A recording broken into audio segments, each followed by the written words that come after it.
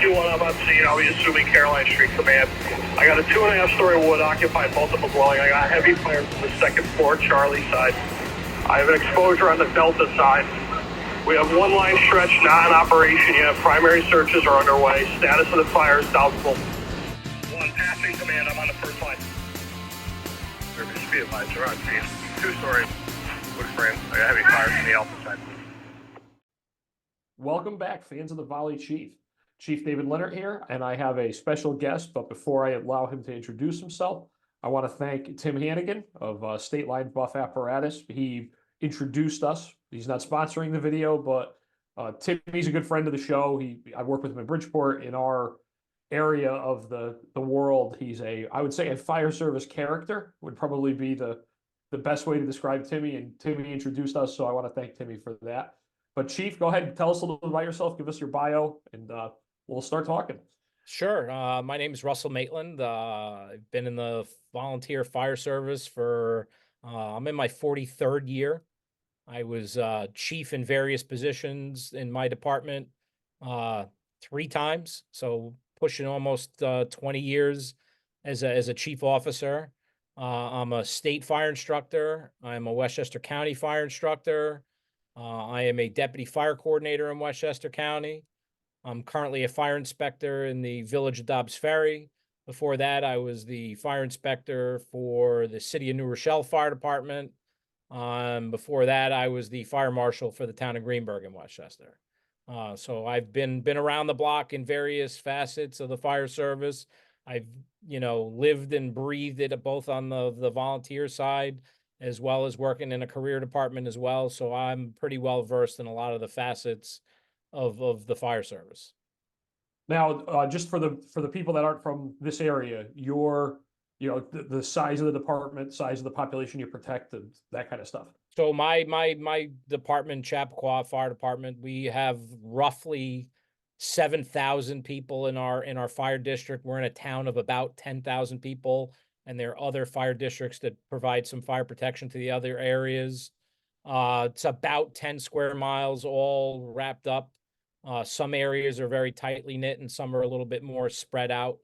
So yeah, that's, when we're a commuter town, we're about 30 miles, 33 miles to be exact, north of New York City on a commuter railroad.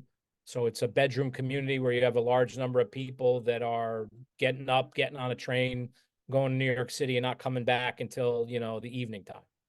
So are you guys more like are you more like 2.5 wood like Queen Anne's, or are you more like 3 wood apartments?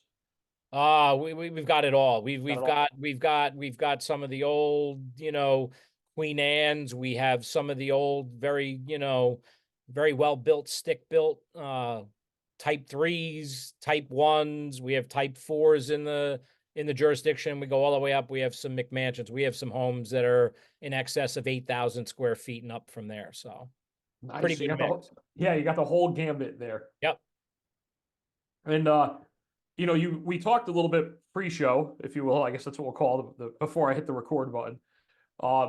We wanted to talk about the culture of the volunteer fire service, and I wish we recorded what we talked about 4 minutes ago, because it really was what we wanted to talk about. So why don't you, if you could, restate what you said a few minutes ago, and let's go from there. Well, sure. I'll give a little preamble to it, in the fact that I was very fortunate when I was young in becoming interested in the fire service. I had some people who served as my mentors and so forth, who instilled in me the thought of, is 100% good enough, right? And is 90% good enough, and is 80% good enough, and is 70% good enough, right? And the culture, I think, probably across the country in the volunteer fire service is we'll take whatever we can get. And that's never been the way I was brought up in the fire service. And as a fire instructor, I tell everybody that we got to shoot for 100% every single day. If we shoot for 100% every single day, while we might not hit that 100%, maybe we don't have a good day. But at least if we're looking for excellence and we miss, we still end up with very good. If we shoot for 70% because somebody made up that percentage that's good enough to pass a test or whatever else it might be, and we miss there, we're not in a good spot. So, you know, the culture in the fire service has always been difficult to change. But I think it's incumbent on us to leave the fire service better than the way we found it. And if we're not reaching for that excellence, then we're going to be put in harm's way more often than we should. And I think that 70% is not acceptable, and saying that we're just volunteers isn't an appropriate answer to that. And we should have an expectation that we're going to lessen the number of firefighter deaths year to year. And if you go back over history, we haven't been very good as the fire service as a whole, both career and volunteer, in lessening the number of people in the fire service or deaths in the fire service. But if we don't change the culture and push our volunteers to be the best that they can possibly be, we're never going to have that cultural change, and we're not going to have the ability to reduce firefighter fatalities and injuries and change that culture. Yeah, and I like that part about the just volunteers, because I've heard it. You know, I mean, we all have, right? You've had members that join that give their, and it's a dynamic world. There are people of different levels doing different things, but that cop out or that excuse occasionally comes up. I don't expect us to understand why they want us to do this. You're just volunteers. And again, I tell everyone, and obviously you're in the same boat. We have the unique positions where, you know, we've worked in multiple departments, small town, big town, volunteer paid. And it's like, I've been to fires in the small city in my state, in the biggest city in my state, and you couldn't tell the difference. There was no sign at the front door that said this fire is easier because you're volunteers. And I think a lot of the guys in the volunteer side, they use that as an excuse or a crutch, or when they don't want to do something, when they, you know, when they can't get near that perfection, that's their fallback is, well, you know, hey, we are just volunteers. But again, the emergency, the accident, the fire, the you know, the technical rescue doesn't know that. Right. Well, listen, you know, in New York State, a career firefighter has to have a minimum of 229 hours of training in order to be able to be a career firefighter. In Westchester County, we run a 20-week academy, 40 hours a week. We're doing 800 hours of fire training for a career firefighter. In the volunteer fire service, you know, firefighter one, depending on whose curriculum you use, is 120 hours. And fire kills and burns and destroys indiscriminately. It doesn't know the difference between a paid guy and a volunteer person. And the fact that there's a huge disparity in the training requirements of a career firefighter versus a volunteer firefighter should stand out off the page. And even though that may not be something that we have in legislation that we can change immediately, we should be pushing our people on the volunteer side to be better than what those minimum requirements are. Because I said before, fire does not know the difference between somebody being paid and somebody not getting a paycheck, and the dangers are the same or are similar in that fact, right? So we should be paying attention more on the volunteer side, saying, how do we do better? And how do we cultivate that culture to get people to want to do that? And one of the things that we talked about before is that, you know, our system and the volunteer fire service is not perfect. And the fact that potentially every 2 years, there's a new chief officer coming into office, and they may have different visions, and trying to keep a consistent vision across multiple people every 2 years is a hell of a challenge. And training should not be something that gets pushed to the wayside from chief to chief to chief or personality to personality. That's what should be driving us every single day.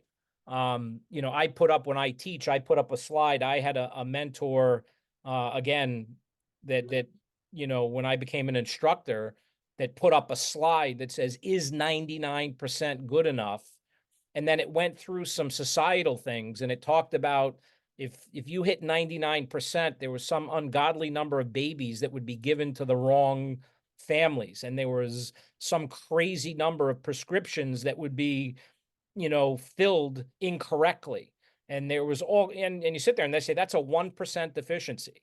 So if you look at it and you say that's a shocking number to say that babies were going to be given to the wrong families at a 1% deficiency, if you translate that into the fire service and say we miss by 1%, we can still kill people, and we do kill people.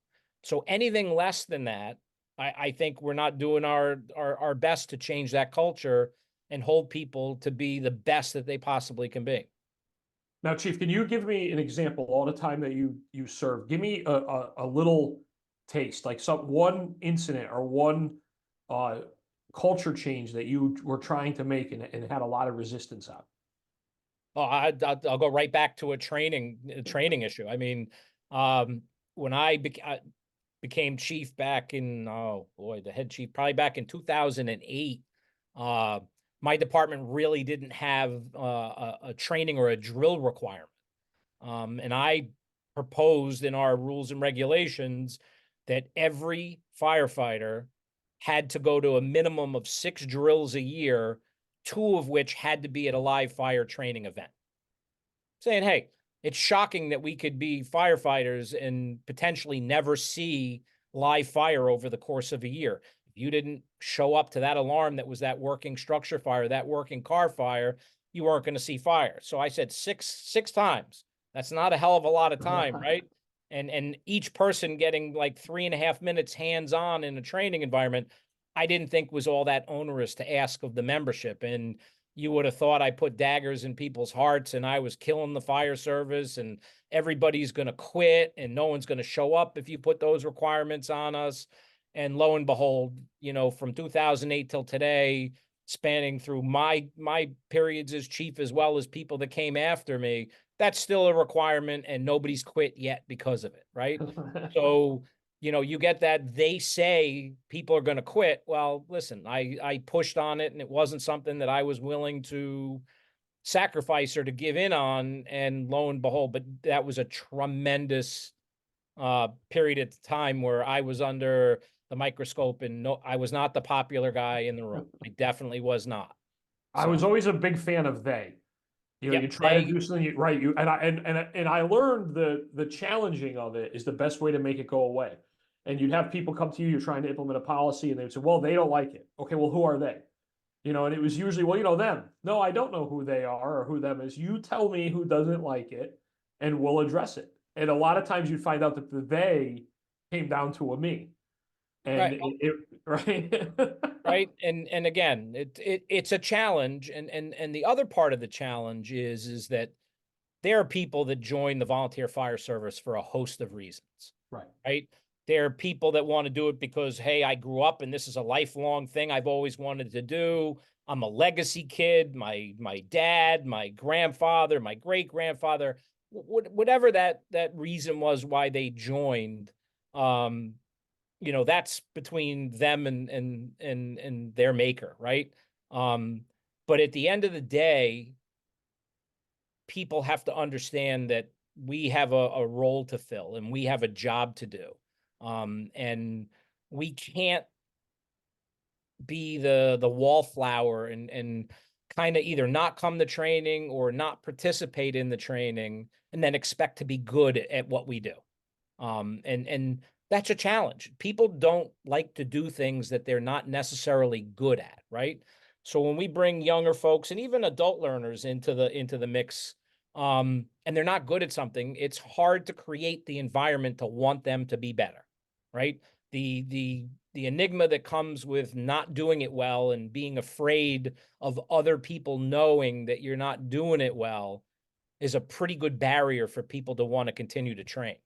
Right. We just offered a training class in Westchester. It was an SCBA training class that we offered up and it got canceled due to lack of enrollment because putting people through a mass confidence course, most people realize that, hey, they're probably not as good as they should be. And we were unable to fill the class. So how do we change that culture? How do we go in and say, listen, we want you to be crappy at it. And at the end of that class, we want you to come back having learned something and being better. It's not about being perfect in that training thing, but it's the desire to get better and continue on it that makes it important. And that's the challenge in the fire service, identifying those people who want to be there, who want to be better, and keeping it fresh and giving them a reason to want to come back and do it. And that's the other side of the challenge. Yeah, because I'll, in both sides of my career, I've seen instances where, you both jobs require my career job, my volley job, we both require an SCBA, confidence every year. You got to go through in Bridgeport. Unfortunately, after our double line of duty death, we received a grant from the IFF to do the safety and survival program. So we have all the props, and we put everybody through it. And then obviously, being able to copy some of the prop work and understand some of the course curriculum, and then you would put people through these SCBA confidence drills, and you'd see that some people aren't very competent, and you could tell that hesitation, like you said, of people to do it because they're afraid that somebody else is going to see them or that they're going to fail. But that's the time to fail. Show up at that training evolution and realize you're not that good. Okay, learn how to do it and go out so that in the future, God forbid, if you need that skill, you've learned it and not just shied away from it. And I agree with you. A lot of the younger, and I feel bad because I feel like we always harp on the younger generation, but then I think when I was the younger generation, I think the older guys harped on us. So I think it was pretty okay to keep doing it. But they have that flight or fight when it comes to training, and they're afraid to do training because of failure. And it's like, no, this is where I want you to fail. I want you to come to this evolution, to this drill, and not be 100%, so that you could see that and you could learn from it. And then when you go out into the real world and practice these skills, you're at the level. Well, listen, whether you're a career firefighter or you're a volunteer firefighter, one of the first things that you should be learning in an academy or a firefighter one program is accountability. And most importantly, you got to be accountable to yourself, right? You have to be accountable for when you make a mistake, to own up to it and say, yep, I made a mistake and I'm going to fix it. Okay. And it's also being accountable to yourself in the fact that you have to be honest with yourself that, hey, I am not good at this.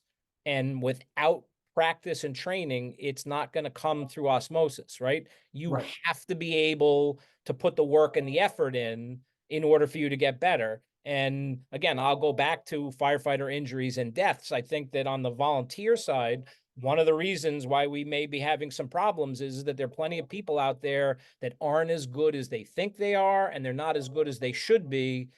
And just because they have a piece of paper or a certificate, we're saying, oh, go into the fire, you're good. You got firefighter one, you're all good. And we're setting them up for failure because we know that they probably don't have the requisite skill set, but we're doing it anyway because I'll go back to, we're just volunteers and that's what we got. Yeah, So it's funny because I mentioned for those of you, the inner workings of the Volley Chief podcast, I do a bunch of episodes in one day. I record them all in one day, and then I put them out over time. And it's funny because you're my fifth recording today, and the overwhelming majority, someone has brought up that piece of paper and how we've created this society or this culture in the fire service of, you got to have that piece of paper. But what does the paper mean? It means nothing without I mean, I have certifications that I've taken over the years that if I had to use them right now, I'd probably have to go study a book somewhere. I'm a certified fire marshal. It's been a very long time since I conducted a fire inspection. Again, but I got the paper. If I sit down on my resume, man, this guy looks good. Well, are you really as good as what those pieces of paper say? right.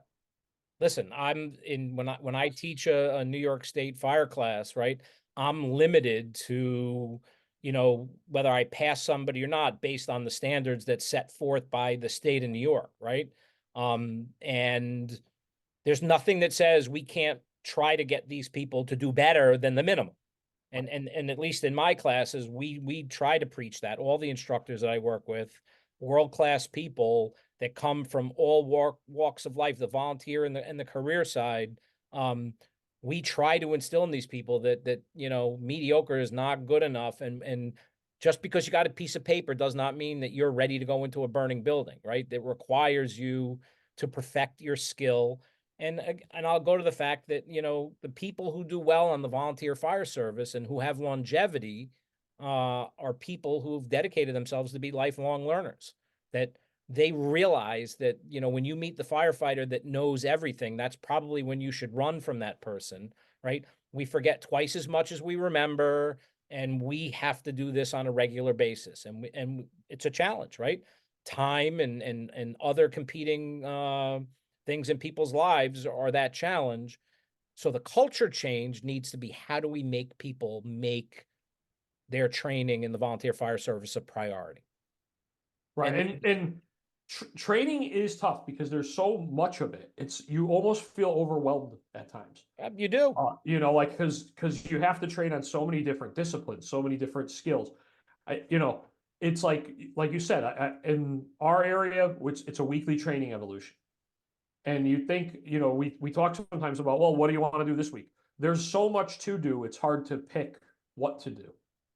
And I don't know if that makes sense to you, but Listen, it does. And I think that a lot of the people that are probably listening to your podcast, and especially people people who've held the position as chief, realize the amount of time that is required, not only to figure out what your priorities are, but to do the paperwork and the administrative work and make sure that we made those minimum, you know, training requirements that OSHA and PESH here in New York State require us to do and be competent in, as well as doing all the other disciplines that we have to get in there. That's a challenge. And anybody that steps into a volunteer chief's job thinking, hey, it's a few hours a week, you know, that's kind of short-sighted. And those of us who've done it and realize that it's another 40-hour a week job and you still can't hit everything, right?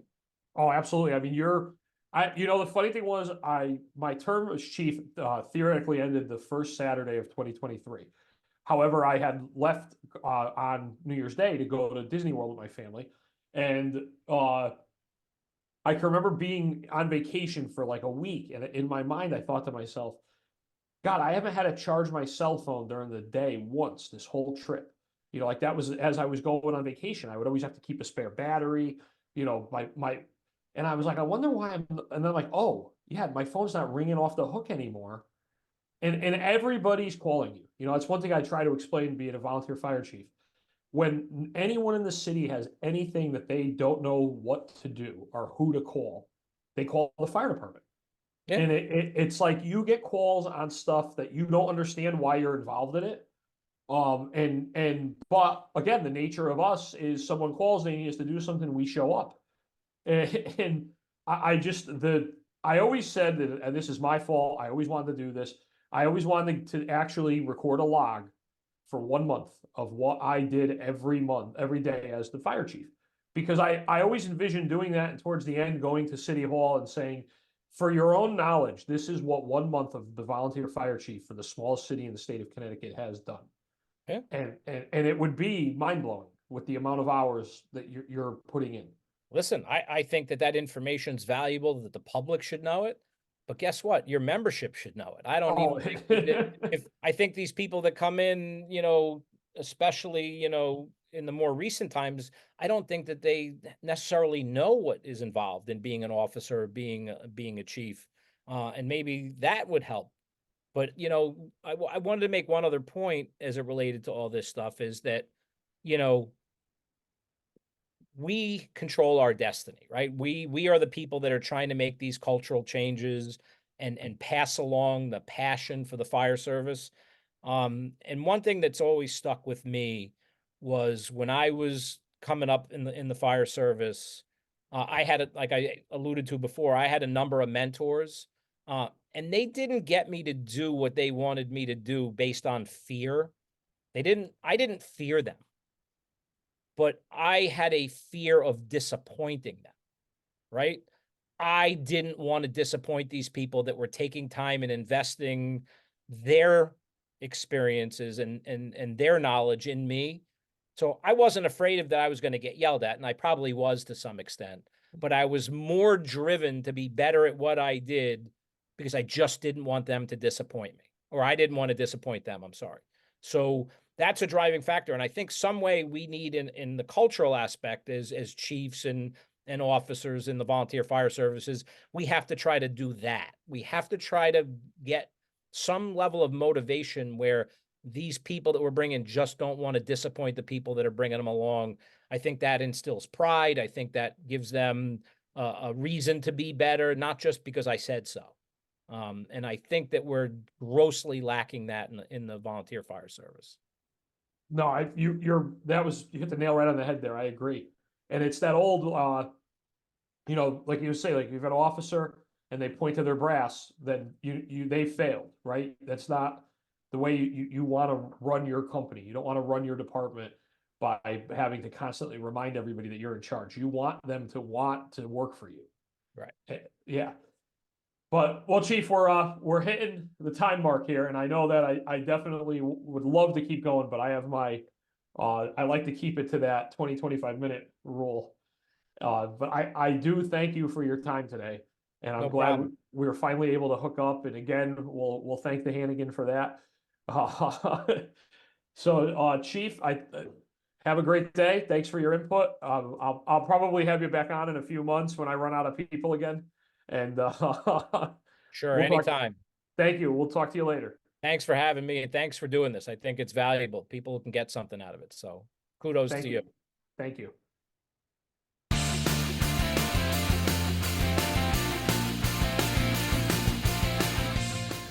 FD1's back in service. Commands terminated.